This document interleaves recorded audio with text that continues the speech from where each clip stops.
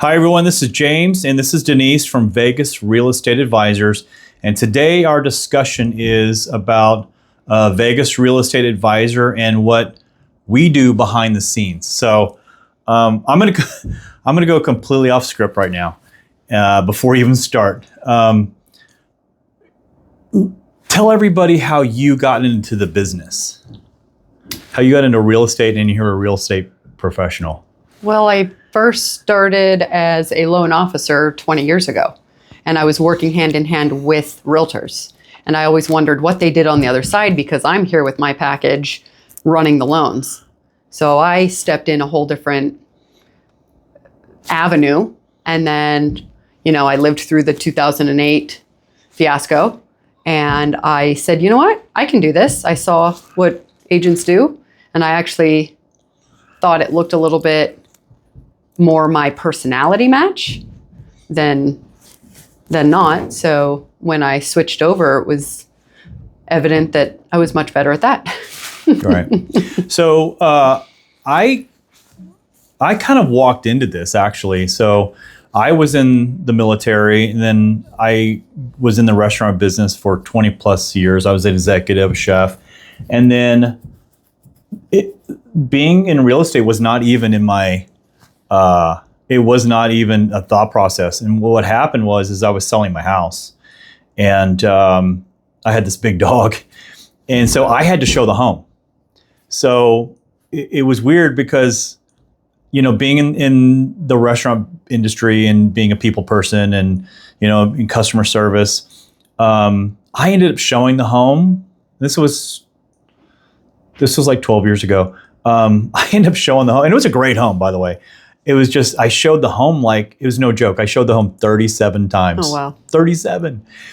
And what was really crazy is that after we're leaving or whatever, during the whole showing, because I gave the whole walkthrough description, the neighborhood, and everyone, down the agent was like, "Are you the agent?" I said, "Oh, no, I'm the homeowner." And then it like sold the home. And then my agent, who was really, an agent, said, "Man, you were really good. You should be in real estate." And I'm like, "Yeah, it's okay." But as it turned out, that I have 3 kids, and they were pretty young at the time. And I was like, I really wanted to spend the most amount of time with them. And then that aligned with real estate. And then it's still the customer service, you're dealing with clients. So it was exactly the same. So It was kind of a no-brainer. And I just, took off running. But I applied that military work ethic and then the restaurant work ethic where, you're up before sun comes up and you're working. Mm-hmm. So I applied that work ethic to real estate, and here we are. Here we are. I know. So let's talk about a real estate advisor, a real estate salesperson. Let's just talk about a little bit of the definitions, right? Sure.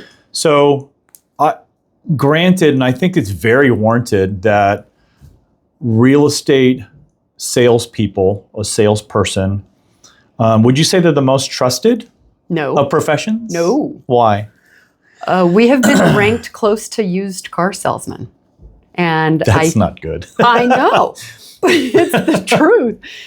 And it has to do with the experience that people have, whether or not they're buying or selling their home. They have horror stories and they're nightmare stories. And what's wild is the people that have great stories, they don't yell and brag as loud as the ones that had nightmares. Right. What you said, it's completely warranted. I mean, there's 16,000 agents in change in Las Vegas, and we come across some not good ones like all the time, every day. Let me interject. Of the 16,000, and it does, go up and down depending on what theme is in the air. Do you know that if most of them belong to the Association of Realtors? Do I? Well, I'm just saying, it's a very large percentage that hold their license for their own benefit. Oh, true. They hold their license to buy and sell or flip their own property with them and their wife or a friend. They are a part-time agent that works another casino job, and they may just refer business out because, let's say, I mean, I know somebody who worked with the police department. The police department had his license because he did, all of his friends and coworkers. Well, in reality, the other police officer's wife was a big agent, and she marketed and took all of the police station's business. Right. So you have a lot of husband and wife teams, and where you venture out because you know so many people, that's great. When you're full-time, that's great. But if you have the part-time agent, and they maybe close 2 deals a year, that will affect your experience. True, yeah. But this is how I define it and how I explain a real estate salesperson professional in the industry, right? So, East Coast, you pretty much have to go through an attorney, right? Yeah, those are attorney states. So I explain it very plainly. I say our broker of record, our broker is the attorney, right? Yep. And a real estate salesperson is a part of that function of a legal aspect of it, right? Mm-hmm. So we're just the front line of that legal process. Well, I've heard you say many times that you can consider a real estate agent in the state of Nevada, because we are not an attorney state, that we are the paralegal. Right. We are the ones representing you, writing the contracts, and every term that we put in is legally binding within that contract. Right. So we are a paralegal per se compared to the other states. Right, exactly. So if you think in that sense, are you hiring an attorney? I mean, a lot of agents go, well, would you thumb through the yellow pages and get the lowest? If you want a doctor for a procedure, would you get the lowest price? And would you negotiate their price for that? I mean, that's all well and good, but the real explanation is that it's a legal process. The broker is the attorney. Mm-hmm. And as you said, we are the paralegal of that. We do the filing. And again, hopefully you don't have to hire an attorney, but when you do, you're dealing a lot with the paralegal because they're doing all the mundane data work, the filings, typing everything up. That's what we do. Right. Okay. So hopefully that explains a little bit of the real estate salesperson. That's what our title says on our license, a real estate salesperson, right? So what is an advisor versus a salesperson, and why we say we're advisors? And I'll say it very simply, right? We care about your journey. Right. It's very simply. An advisor will advise you on what to do from your path of, hey, I'm thinking about Las Vegas, to I'm purchasing a home and I'm thinking about downsizing, selling, upsizing, whatever the case may be. Mm-hmm. Because the Vegas market is unlike a lot of others. I mean, we're a big metropolitan area, and we have every type of sales transaction or sales property type that you have. Mm-hmm. From what? Like, we are a very special city when you can compare it to other marketplaces. And I've traveled vastly through all of America. And when you can hit, Ohio or Florida, Texas, I mean, all of these states, right. Most people just can really grasp the city. Oh, we all have housing units. Oh, we all have, 200 apartment complexes. We have all these things, but people see that, know that, because that's generally how a municipality is built by design and developed, right? Las Vegas was a stopping, fly in, gamble, say hi to Bugsy and Sinatra, and fly out. Our city was developed around the Strip, and then it kind of built out and out and out. We are very different to any market in the nation. Yeah, and that creates a lot of agents that are niche markets, whether they're working a high rise or working a neighborhood, a particular property type. But of the different varieties, we have luxury single family, we have luxury high rise, we have short-term rental high rise, we have horse property, I mean, we have everything. And I think that's what's really great about us is that we've done everything. Yeah. And I mean, I've done a ton of I mean, wouldn't believe it. Being in Las Vegas, I've done a lot of horse property. And I love having that feather in my hat of because it's fun. Like doing a horse property is fun. It's fun to do. But we do a lot of high rise. We're top 5, top 10, not only sales, but knowledge of a high rise, and then condo hotels and investment properties.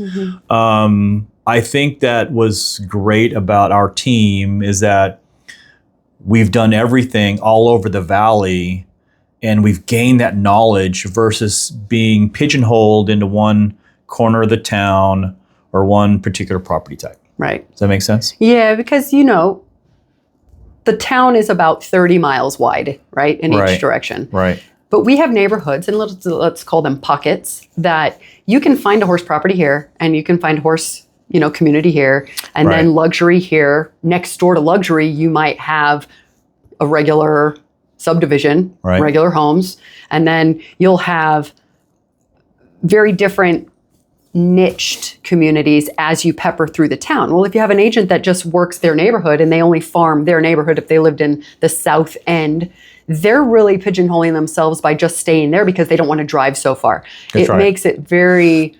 well-rounded when we will service all areas. I mean, think about how far we'll drive to the east side of town on Sunrise Mountain. Pahrump, we sell Pahrump. We sell Laughlin, Mount Charleston, if you want ski and cabins. I mean, we really have it all here, and it's random because we have Lake Mead, we have Mount Charleston, we have the Air Force bases, we have things that will cater to everybody, and it's just little niched areas. Yeah, and to add to that, there are a lot of agents that are just transactional, meaning they'll do your transaction. It's business. I'm a professional, yada, yada.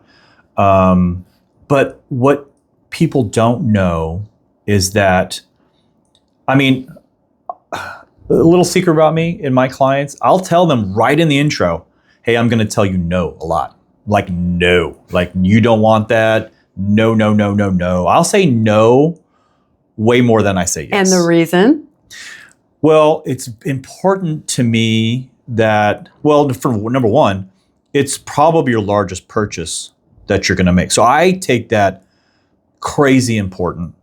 Number two, it's your dwelling. It's your home. What you do outside of the home is equally important.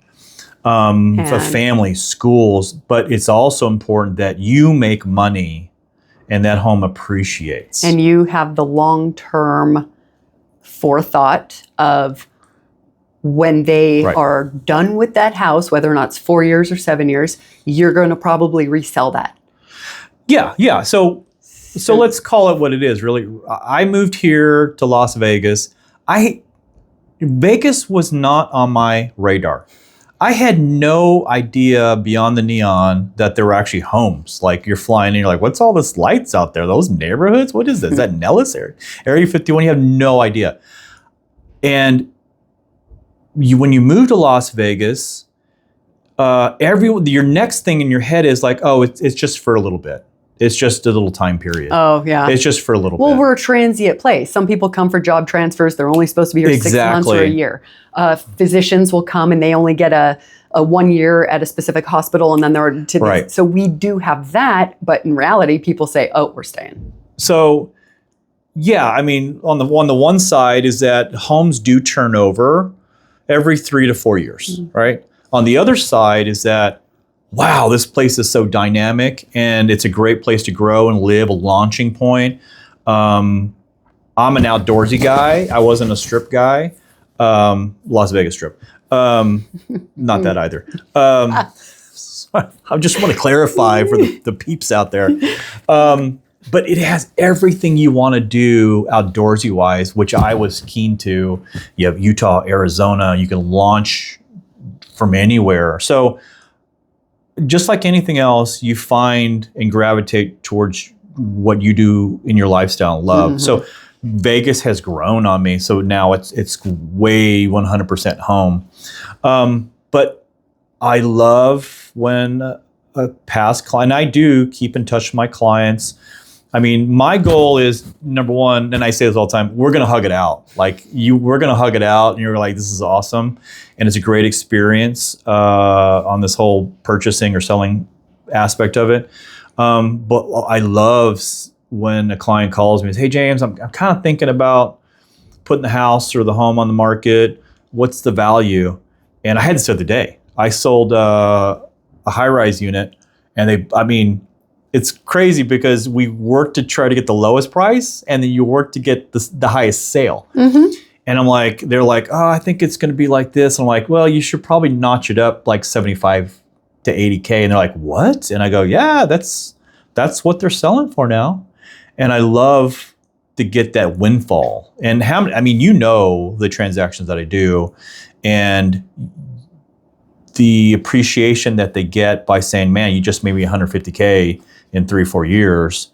That's pretty good. Mm-hmm. You know what I mean? Yeah, you get a lot of accolades. A home is definitely an investment, and I will not put someone in a home that I can't sell in the future. So I think that's a little bit of the difference, the nuance between a transactional agent, hey, I'm professional, I'm here to get paid, blah, blah, blah, I'm doing you a service, versus building a relationship, because we know that it will sell, and we want them to have us in mind when they think of real estate. Mm-hmm. And they have any sort of, it doesn't even matter, any question. The best Chinese food or steak food, it doesn't really matter. Right. Lifestyle, Las Vegas, we're your one-stop shop. That's right. And I think that's where the advisor comes in, because we get calls all the time after we close on a property. Right. We stay in touch with the clients, and they will become friends. And then they say, hey, do you have a house painter? Or, hey, do you have somebody that can do my living trust? Right. Do you have somebody that can do my family planning, life insurance? Do you have somebody? Oh, yeah.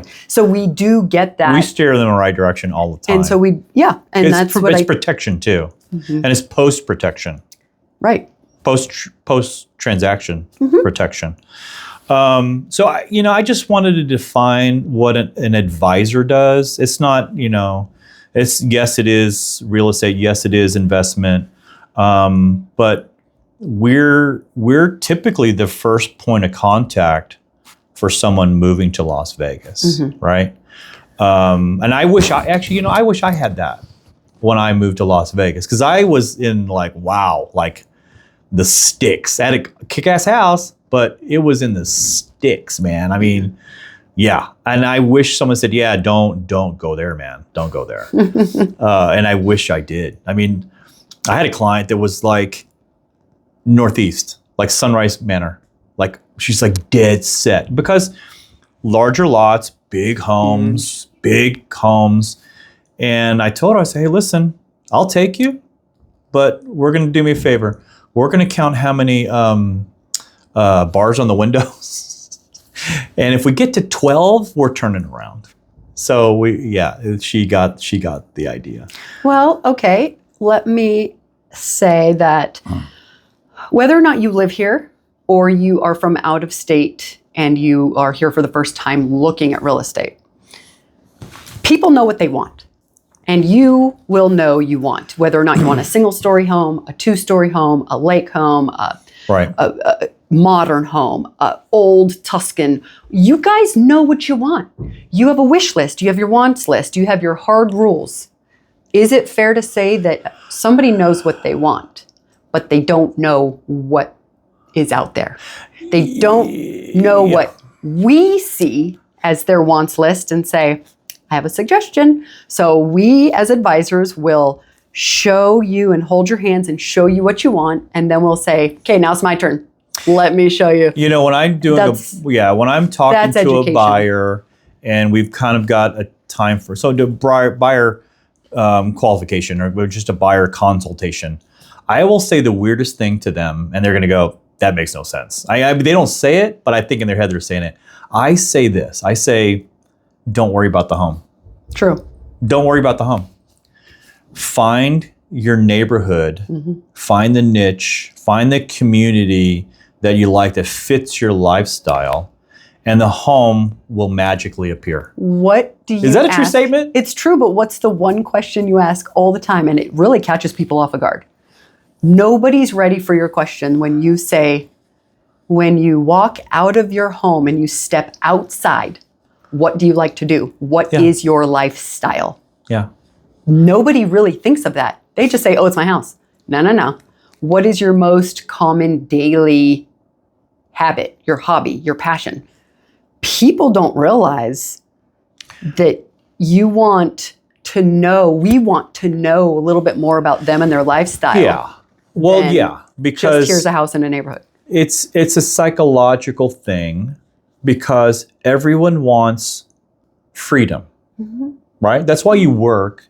That's why you do what you do, because you want to afford to have the freedom to do what you want, right? So on that same line of where you live, there's peace and tranquility.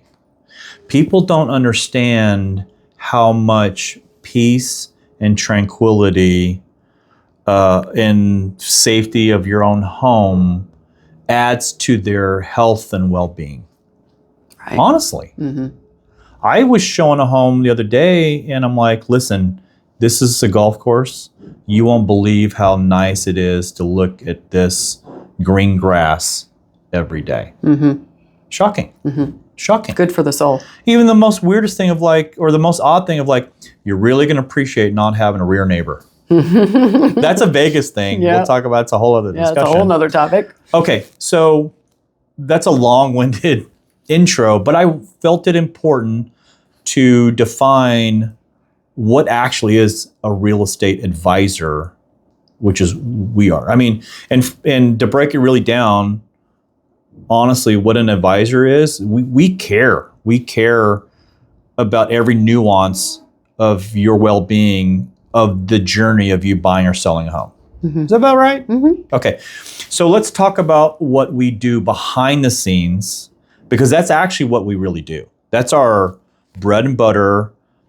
You won't believe how much is done from a negotiation. And this is what I call it. So being a behind the scenes real estate advisor is that you have several hats, right? One is you're an FBI profiler, right? Right. You're a hostage negotiator, Right. and you're a World Series of Poker multi-champion. Am I right? Am I right? Because it's a lot of poker. It's a lot of negotiation. It's a lot of reading people. And a lot of it is just strong arming your clients. You represent your client, and what they want is what they want, right? Yes. Am I right? Don't bring up the mermaid thing in the house I had to negotiate in the golf cart. Don't even do that. Okay. So those are some valid hats that we wear behind the scenes, and I'll tell you why. So let's talk about first market analysis, pricing strategy, negotiation, all of those areas. I mean, imagine this, right? This is very typical. We have someone that's buying a home in Las Vegas, but they're selling their home in California, and the person that's buying their home is selling their home in Oregon, right? That is a 4-leg contingent upon sale. Right. And we being the last leg, the finish line, is the most important. Right. So that means that we are working with all the real estate salespeople, all of the title people, your movers, all of that stuff. So that is probably the hardest type of transaction when you have a 3 or 4 leg contingent upon sale. Right. Which is how often? Oh, almost half. 60, 70%. Yeah. And you have to sell to buy. Right.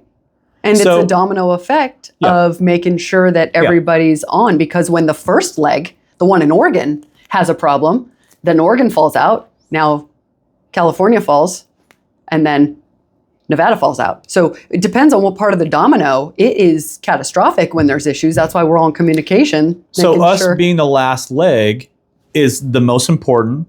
we're controlling it, and we're making sure everybody's ducks are in a row. I mean, to the smallest little thing of like telling someone, and this is why experience matters, right? We know there's contingents upon sale, right? We tell them, hey, what title company are you using?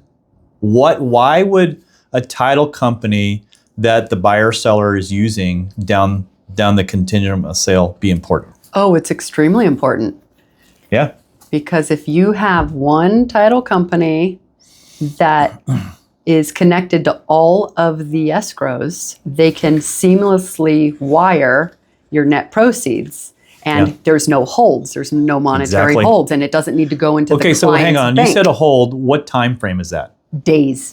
So imagine that you just sold your home. You need your funds. Yeah, in order to pay the mover. And there's a 2-day hold. House. Yeah. Not on one end, but both ends. Both ends all the way down. So now we're 7 days out. And now we've got to, get it closed and recorded. You got your movers that you're trying to coordinate, and movers are not cheap. They're driving around the neighborhood. How ridiculous is it that somebody tries to control the situation so much that they say, give me all of my money into my bank account. Now in the middle of them moving and buying, they need to stop and try and wire that money into the next state.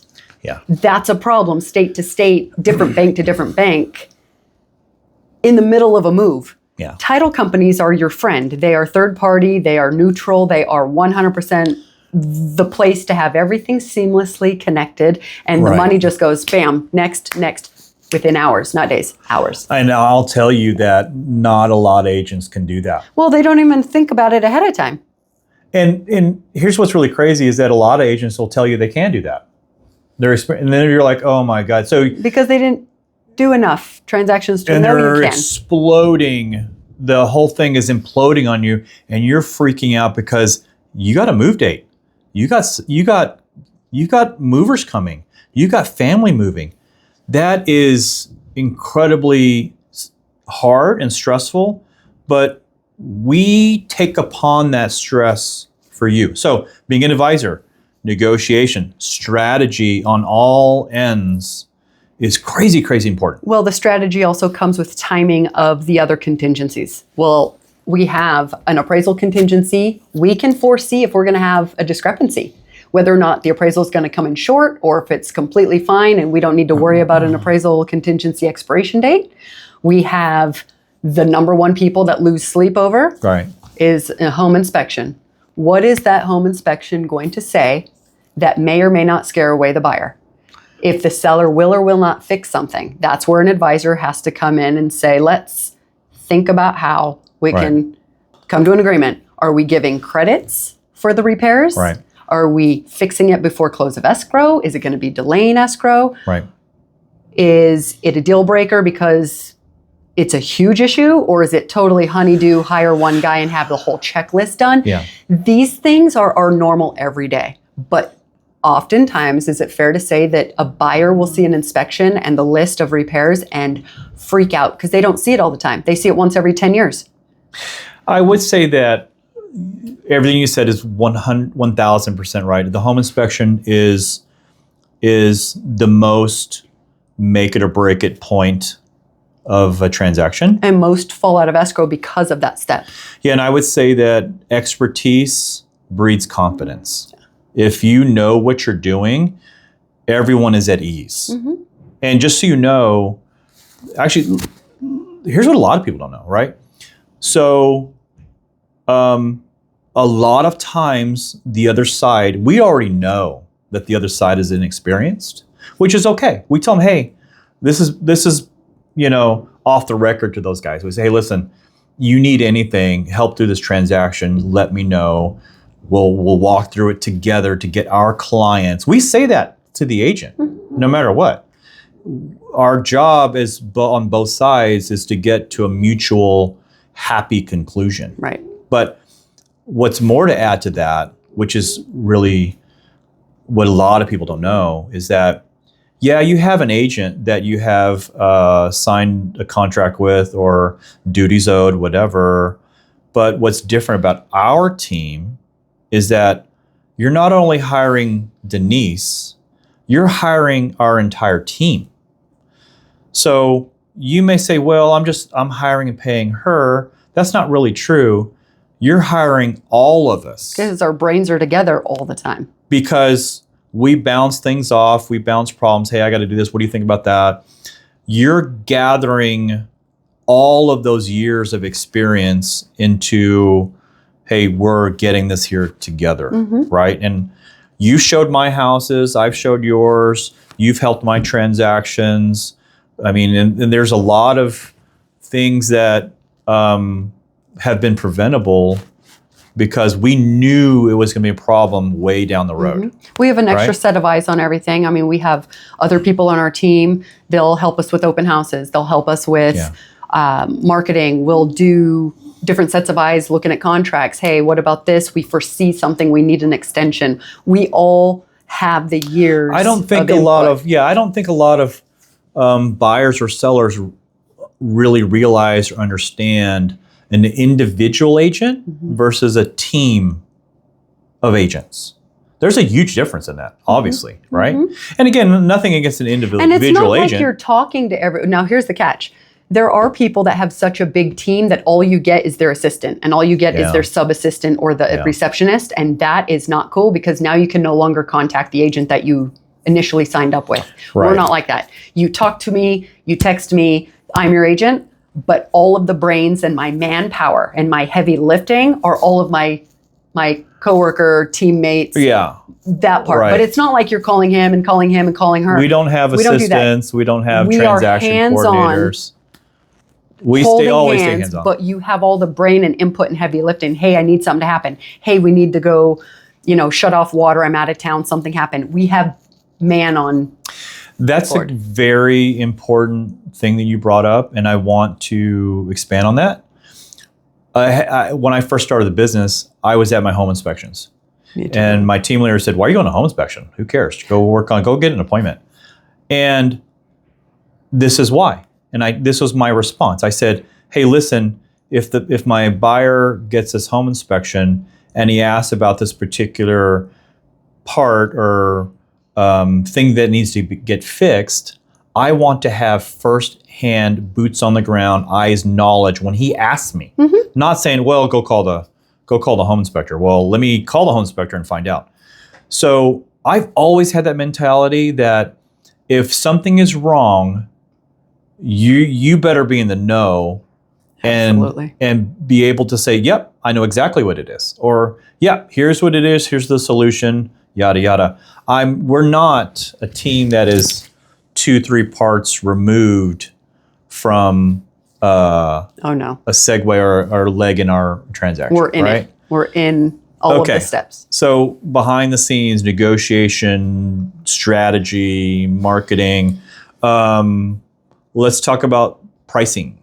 So, everyone, we're not. Well, I guess they're calling the COVID boom. They're calling it champagne and cocaine, right? Oh, right. The 2020, 2021, that kind of thing. I was of the mindset, right? So when we talk about pricing a home or listing guidance, let's just talk about it briefly. I was always of the mindset of saying, sure, let's price it a touch high, make sure we cross that off the list, and then we can work our way down. I threw that out the window because if you do that, your home will sit 45 to 90 days and nothing will happen. Right. Nothing will happen. So we call it aspirational pricing. On the flip side, every listing agent, or I would say the majority of listing agents, are pre-programmed to say, sure, we'll list it at that price, knowing in their head, that's ridiculously high price. That's not what the comps show. Knowing that they just locked you into a listing agreement. Right or wrong? Right. What's the percentage of agents that do that? That's bad. Like 98, 75, 80%? Okay. Yeah, 75% maybe just to get it and then hope you're going to bring it down. So So we get three types of pricing, right? Aspirational pricing, which right? is the wishful thinking, hope you list high, and Let's then we'll test just negotiate the it market. down. People aren't. That is out the window. And here's why, is that it takes about 21 to 30 days to really saturate the market for marketing your home to sell. But we really, really, really want you in contract within that 30 days, right? Right. So then you have aspirational, which is wishful thinking. Then you've got market pricing, which is basically what everyone is being sold for. A fair deal. It's just in the neighborhood. Fair market value, blah, blah, blah. Then you go, well, I've done this. You take it personal. Well, I've done this to the home, done that to the home, or I haven't done that to the home, and I still want that price, right? Where if you want to get in contract within 30 days, barring that your home has been maintained, looks well, blah, blah, blah, you have to be a touch under that market value and create a buzz. Because our goal as agents is to get not just one offer, but competing offers. You will not get competing offers at aspirational pricing too high. You will not get competing offers, no matter how unique your home is. Right. You will not get multiple offers with fair market. Right. You have to be just a touch under. We're not talking, 25,000. No, we're talking 5,000, 10,000 of what that is, and of the fair market value, and create a uniqueness and timing to that. You say that is like an event-based price point. So people go, wait, why is that so low? Or why is that like this? We have fear of missing out. And that's when you get your buzz. Right, because we're always creating fear of loss. And also remember too, we're gearing up all of our marketing for that 21-day window, right? And I used to be of the aspirational mindset, switched it, and I have homes selling, no joke. I mean, the last horse property, we were in contract in 8 days, like 8 days. And you remember the house across the street, that was on market for like 90, 120 days. Remember that house? Yeah. And it still hasn't sold. So imagine 4 months your home is listed, having it always showroom ready, having all these weird random last minute calls from an agent. Hey, can I show your property? Hey, can I do this? Hey, can I do that? You're now living in a museum or a department store where it has to be perfect all the time. Man, is that worth a half a percentage point or a percentage point? Man, or versus having your home sold in 21, 30 days. Right. Is that worth 1%? No. Honestly, so let's call a $500,000 home. Is that worth $2,500? No. Would you pay someone $2,500? So just randomly, if I said, hey, if I could sell this in 30 days or less, and I'm going to give you a $2,500 bonus, that's great, isn't it? Versus, hey, this home is going to maybe sit 4 months, blah, blah, blah, but I'm getting $2,500 savings. I'm saving $2,500. I mean, that's just math. That's just math when you think about that. Well, the priority is selling your home. Priority is getting the right professional to sell your home. It's not trying to pinch pennies and cut corners and say, I want the best out there. I want the best service. I want the best, but I'm only going to pay the cheapest price because I want a discount. Well, where are you going with that? Okay. I'm sorry. I went on a rant. Why'd you go down that rabbit hole? You just jumped on my rant. Let's stay on point. All right. So what else does an advisor do behind the scenes?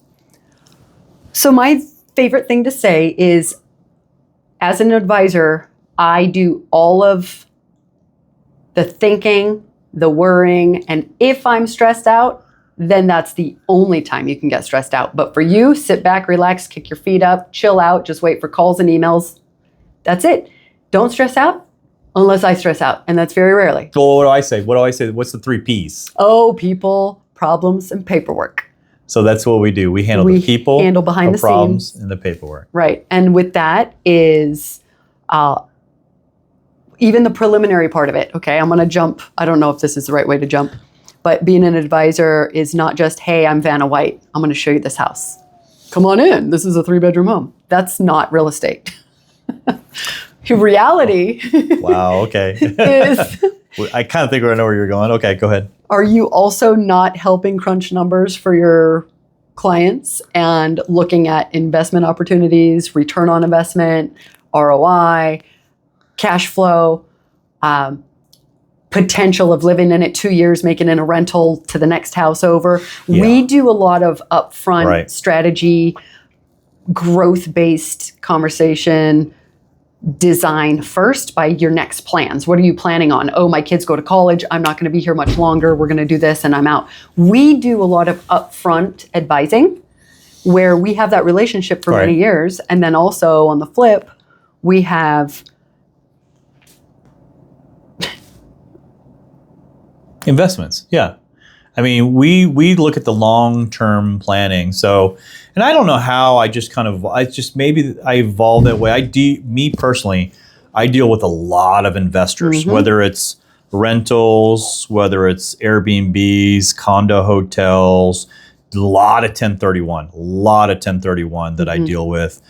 And I guess I just kind of gravitated toward that because I protect my clients so much and I want them to have a strong ROI, not only from a monthly perspective, but also an appreciation standpoint. So, I mean, a lot of investors, they have the mentality, oh, I want super cheap and I just want to get a body in there. No, that's not the way it really works.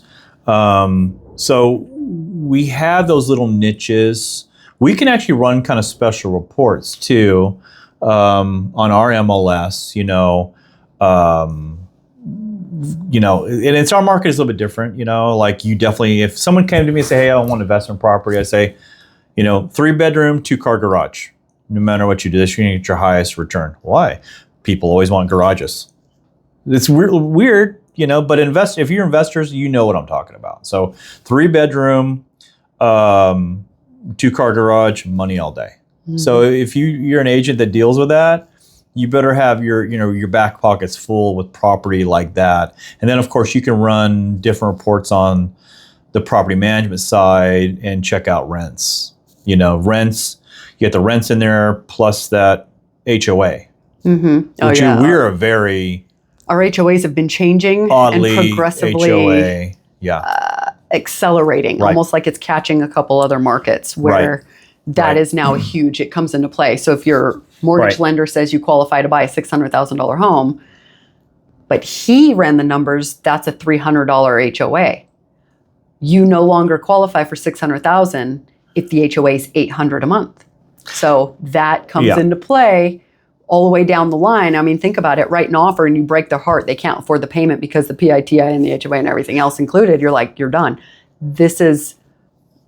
The PITIs, I mean pity. So while we're on that topic, let's just segue, as an advisor, and you have a unique background because of your mortgage background. So what do we add as far as, that problem solving, the contingency loans, things, what do we add to that?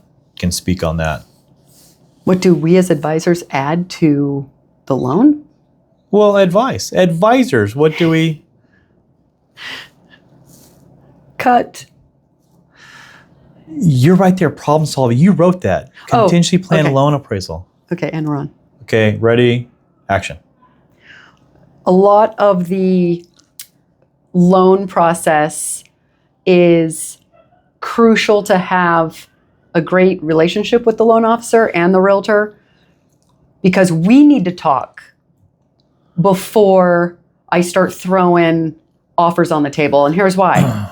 It is my job to take care of you in your best interests to protect your earnest money deposit and your side of the bargain. Right. Now, if I don't know anything about loans and I don't pick up the phone and call your lender, don't you think it's a little reckless to write an offer and not know if your terms or if your buyer and the lender can actually perform on the terms you write in the contract? Oh, 100%. Huge All right, let's just start one way. Number one, as a realtor, we don't know how much money the buyer actually has in the bank. So we don't know what their earnest money deposit can be. We're not sure of how much money down payment it can be. If it's going to be a longer type of loan. I mean, normally we can close within 28 days, but some lenders say, hey, give me 30, 40 days. This guy's a little tough and he's tight. He needs the next 2 paychecks in order to qualify for the payment and the assets. There are lenders that will say, this one is so tight, we need this, this, and this.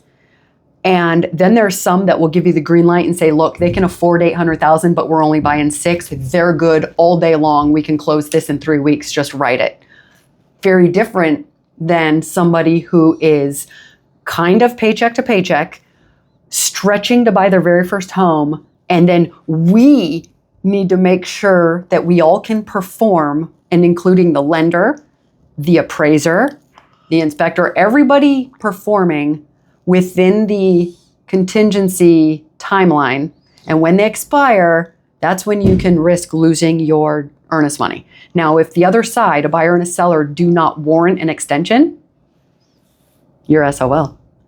Well, and also to add in there, a big component nowadays is negotiating seller concessions. Yep, that's huge now. I mean, we had to take care of the interest rate buy down because these rates spiked on us. Yeah, so if you don't know, the seller is the only person within the transaction that can contribute to a buyer's closing costs or rate buy down. Rate buy down. Am I right? Yep.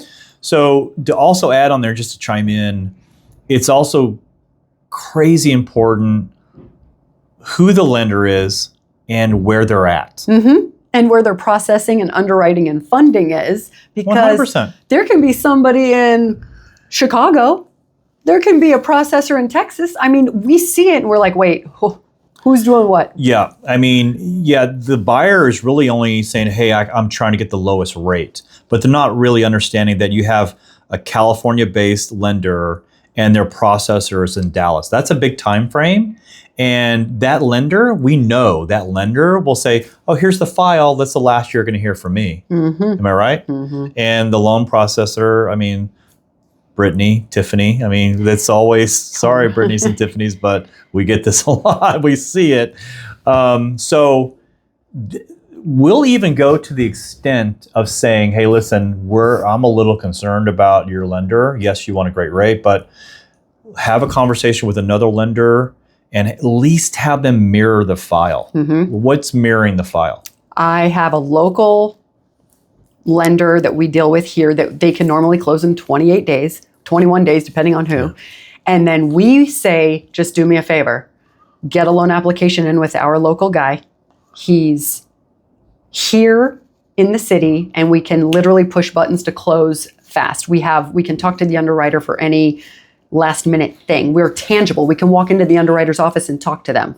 Where mirroring it means we're marching down the road together, and whoever gets to the finish line the fastest is going to close that deal to protect the buyer's interest. Right. Because if one guy falls short and he says, sorry, can't do it after 20 something days, and they back out, now you have to start back over and start the time clock again. You can't start the time clock at contract when you go into escrow, march down the road and see who performs. Yeah, because again, our market is very unique because the hangups with the underwriter, right, will be, hey, condo questionnaire, hey, certificate of insurance, hey, tipped employees. We need to source and season the money you make on the strip, cash. I mean, we have so many different parts. Yeah, so it's a lot of variables. And what's really crazy is when you deal with lenders, I'm sorry, lenders, but a lot of times they're in their own time zone. And they're not realizing that time is of the essence. Time is of the importance. Because once we get into contract, that to save and protect your earnest deposit, that clock is ticking. And that's our thing, is protecting the first, 14 to 21 days, we're solely protecting your earnest deposit. Mm-hmm. Whether it's $5,000, whether it's $10,000, it could be $50,000. Easily. I mean, honestly. oh, I had the 100,000. I mean, that's very common Yeah. if you're at the top Right. end. So, Right. yeah. Okay, so kind of wrapping it up a little bit, I hope that we kind of got the message across that what a real estate salesperson is versus a real estate advisor is, and that experience of all levels, because there's so many things behind the scenes that hopefully that you got a little in the line, like, oh man, that's quite a bit, and that the experience breeds confidence. Right? Because that is what we do. This is what our bread and butter is. Mm-hmm. And you're getting the full team, right? Full experience. So, on top of that, I mean, you want to just speak on, your past clients and relationships and... Recently, I had a call from one of my past clients, and her and I keep in touch. She said that one of her neighbors in her neighborhood is a very wealthy family, and she wants to talk to me, but she doesn't want to hurt her friend's feelings. And her friend is a realtor for 25 years, but she's just a part-time. Yeah. And this lady said the words, she's not that good of an agent. No, and they're best friends. She's not that good. She's not that experienced. I don't want to use her. Right. Well, why do you want to be nice and do a friend a favor in one of your biggest transactions that you're doing? So this lady said, look, I need to sell, and we're talking millions, not if something short, but millions. And she says, I actually feel more comfortable talking to you and having this discussion, whereas if I call her, she's just like, okay. And I went, it's a big right. difference. And I would hope that when you talk to different people, you would see, obviously, if there is a difference in a salesperson versus an advisor, and have that sit comfortable with you in order to make the right decision. And that's...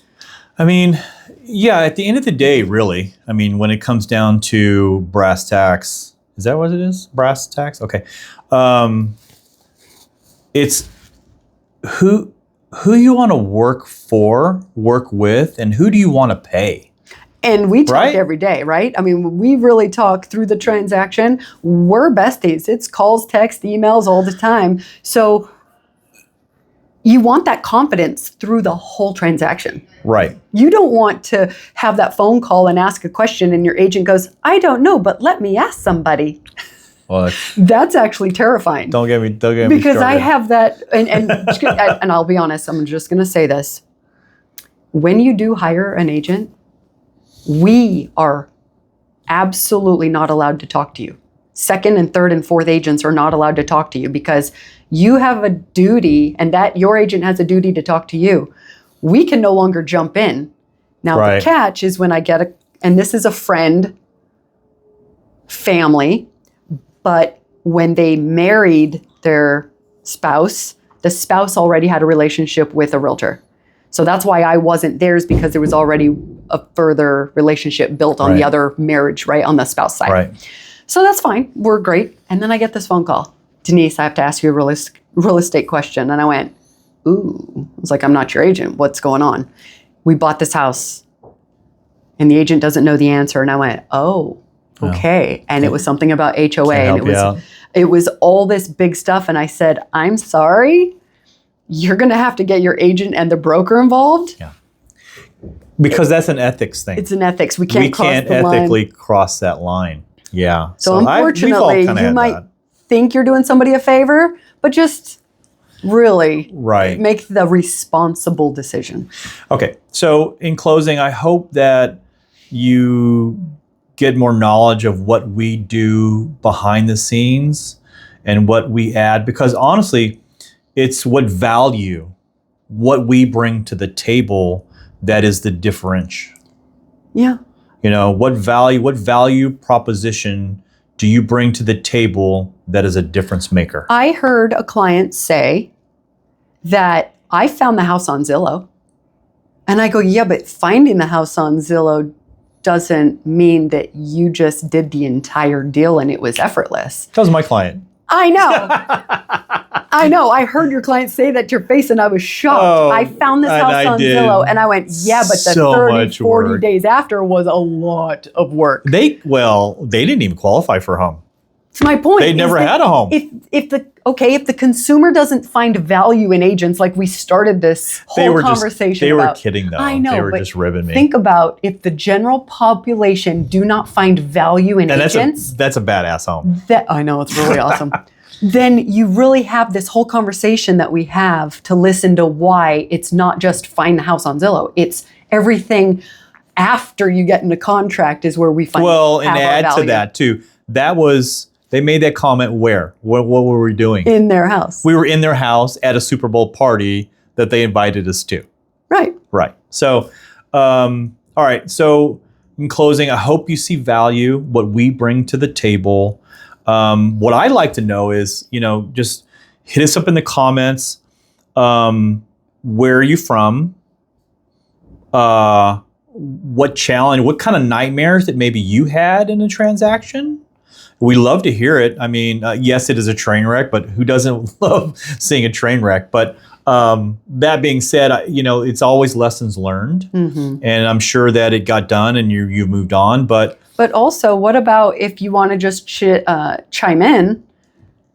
Are you thinking of moving to a different marketplace? yeah, Are you thinking of, you're going to go to Idaho versus Tennessee? Are you wanting to just bounce ideas on, like, what do I do? How do you do this? The contingency leg, like just, yeah, we're happy to extend the conversation of any topic that we cover today. Just start the dialogue. We're happy to talk. I mean, talking is a big part of what we do. So, all right. So we are Vegas Real Estate Advisors, James Meadows and Denise Cesena. Denise Cesena. All right. Yeah. Have a beautiful day.